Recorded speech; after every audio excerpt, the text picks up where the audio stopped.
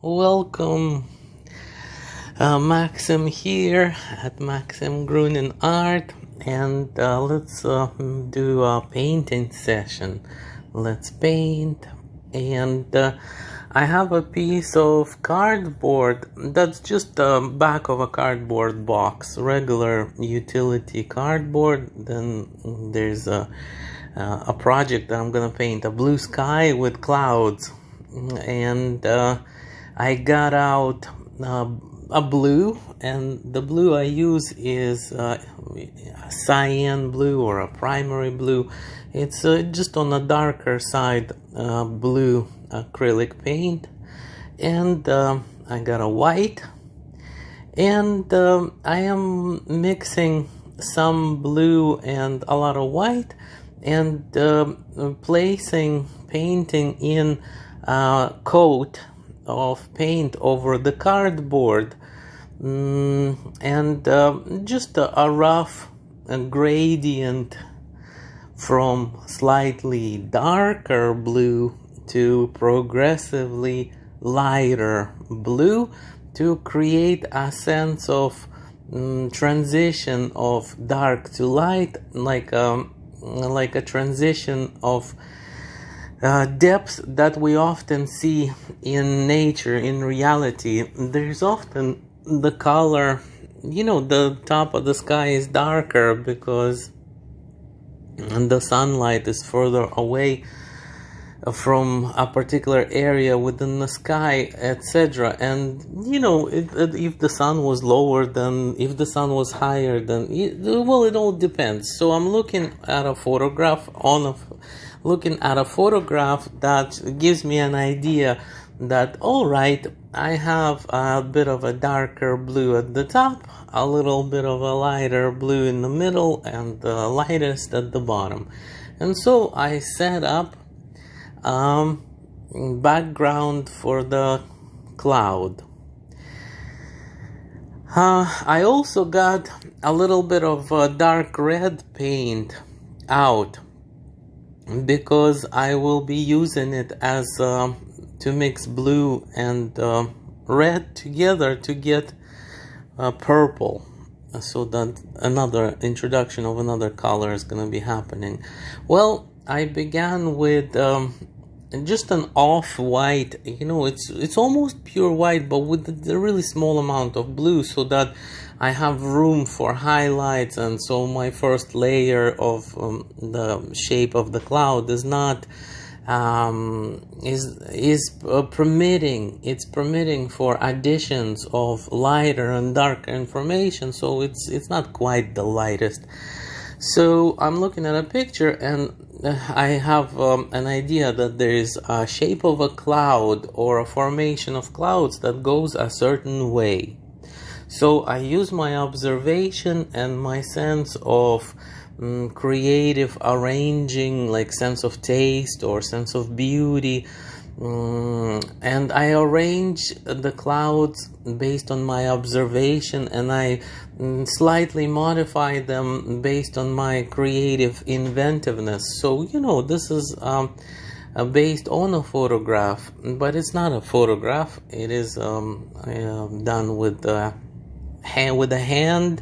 It's a painting. It's a different process. The photograph is formed via technological process that is not exactly the same, as completely actually different than the one that we make when we use a hand to paint.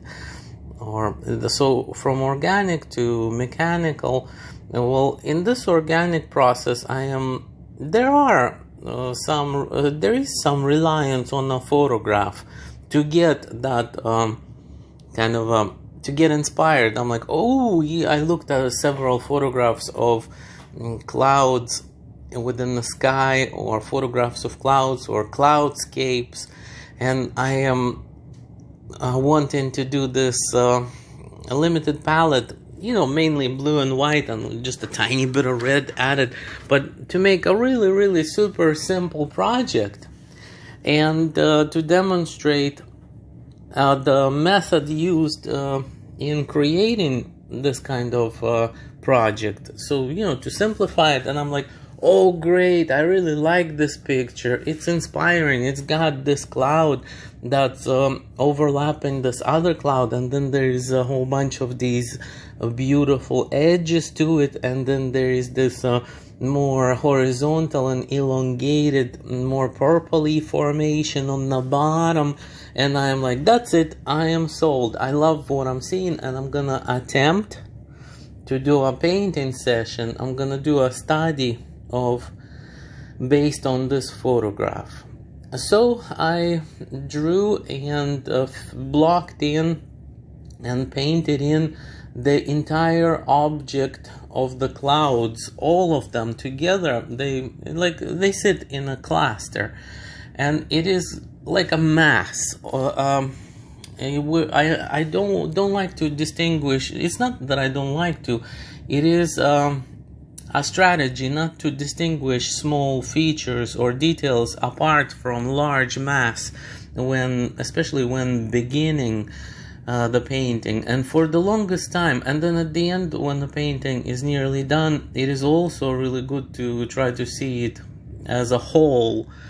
And it's often pretty hard to do for the author to see their work in without bias or with true freshness of the kind of I can kind of see my painting. Well, maybe not, but so the whole point I'm trying to make is that I created an overall shape over the entire area of the surface of the canvas, and then I started to develop smaller individual more individual areas. And I went with the strategy of, so I set up like kind of a neutral, kind of lighter kind of drawing of a shape of the entirety of the cloud formation, and then I went in and I added the darker and the mid-tone areas, and I tried to keep the picture as unified as possible, so that just to kind of work a little bit in some area, like I'm working on the light area of the cloud in the middle that's overlapping the next formation of cloud after that.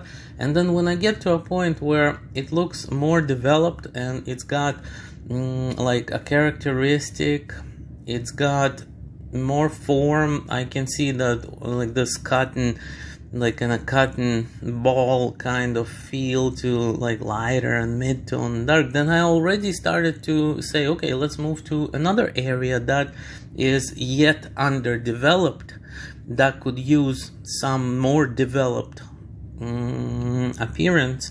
And so I leaped over to, I just moved my hand over to that other area further back cloud, and I changed the brush as well at some point to this kind of almost it's almost done, this brush, but it's got this like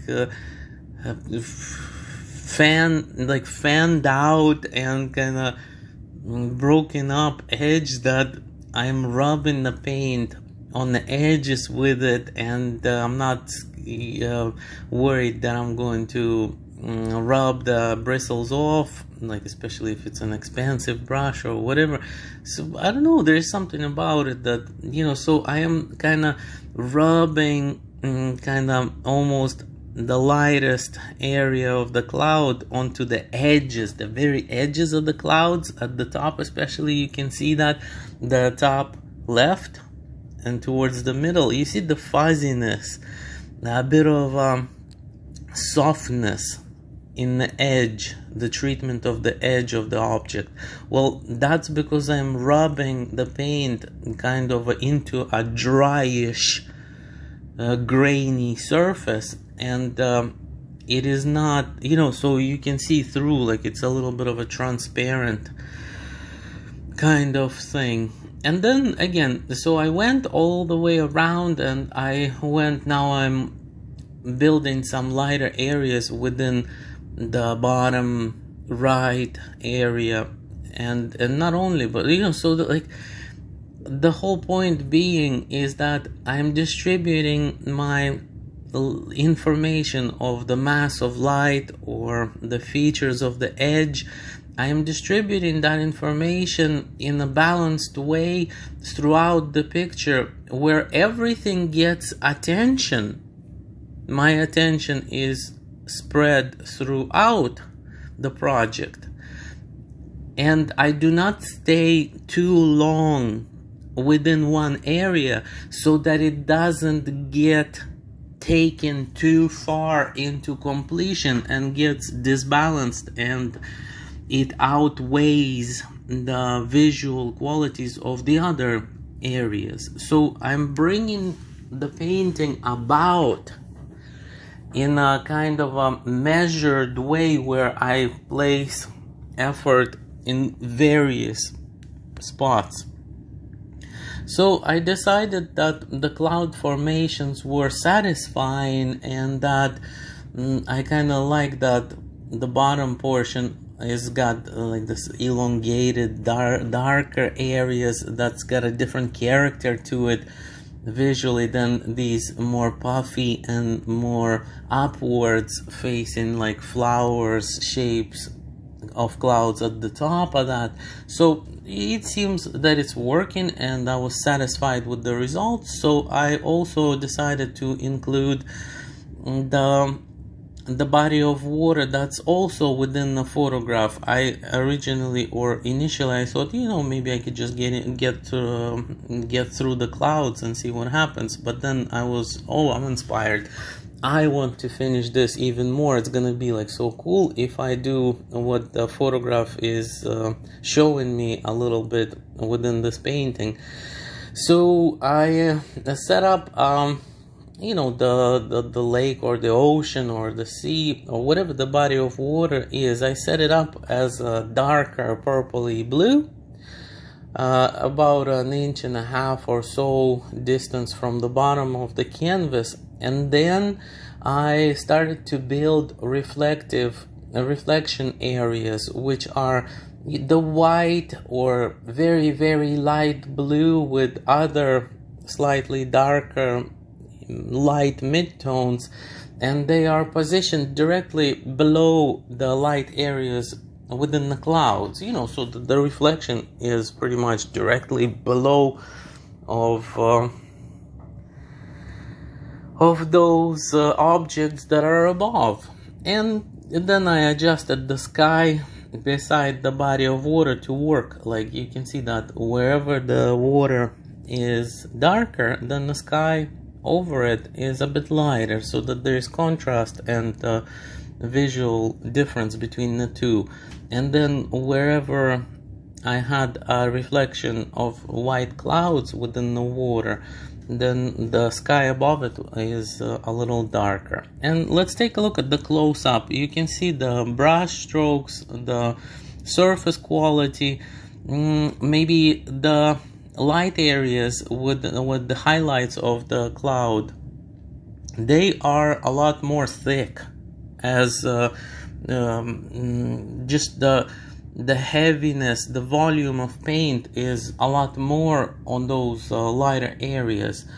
That's because this method is called fat over lean. So lean layers lead to fatter layers that are usually, the fat layer is the light, and the most light, the most highlights, the most colorful stuff, especially the light. And the reason being is that physical light from a lamp or from any point of illumination will bounce off of a raised area, the same as it happens in reality. If you look around, look at a corner of a metal object that picks up the highlight, that's the area that's protruding forward, and that's why it's got shine on it. And so what else? Then with the small brush that we're seeing, that I'm doing some brush work there, this is like another go around of, so I've looked, I had a chance to have a lunch, I looked at the picture, and you know what, I could probably significantly improve some of these areas if they had a little bit more lighter areas of detail within them. It would be nice to add a little bit of depth and a more unified kind of sense to the back of the sky. Like even all that reflection information in the water could get touched up. Like I thought, oh, why am I not putting lighter areas in elsewhere? And then it finally kind of comes about as a nice looking study that I'm looking at, and I'm okay, there it is. This is what the project is about, and it is complete now. Thanks for staying and taking a look. Cheers.